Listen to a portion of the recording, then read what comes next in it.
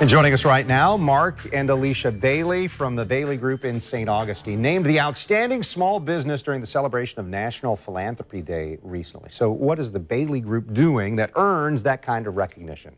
Well, the Bailey Group is an employee benefits consulting and brokerage firm, and we sell individual health insurance and also a New York Life agency. But I think most importantly, we just have a culture that started with my father, John D. Bailey Sr., who was, they moved to St. Augustine in the mid-50s. He was the mayor in 1965, and I remember him being involved in every organization you could possibly imagine as I was growing up. And that's really where it seemed like all of them, and have some incredible accomplishments.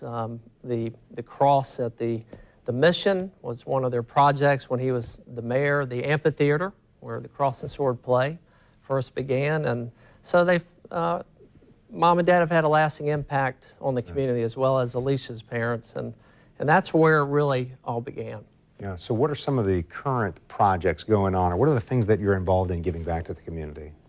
Well, I'm very passionate about ALS, and so we just had the first inaugural ALS Walk in St. Augustine, which was very successful. I think we raised $75,000, and we send it all to Mayo, which is right in our backyard, for research for ALS. Right. So that sounds like an example. It's not just one thing that the Bailey Group has done over the years to get this recognition. I think, Kent, we typically give in a given year to more than 100 different organizations, which I think is important. But what is more important to me, and I spoke briefly about during the award ceremony, is watching our employees and their families become actively involved in so many different organizations. And we've made sure that we've kept that culture at a point where they feel comfortable doing that they know that they can take time out during the day, that they know that they can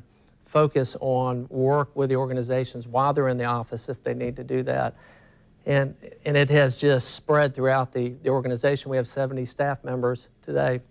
And to see Do all of them participate?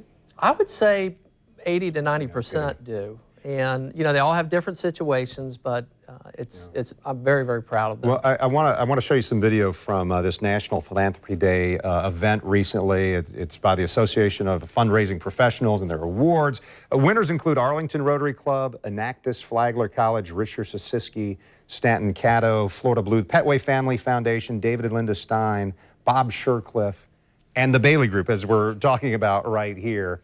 What is it that you think another company could do to infuse this kind of culture into their DNA? This should be a model for small businesses, right? I read that the reason you were being awarded was because you've shown a small business can make a big difference when it comes to giving back.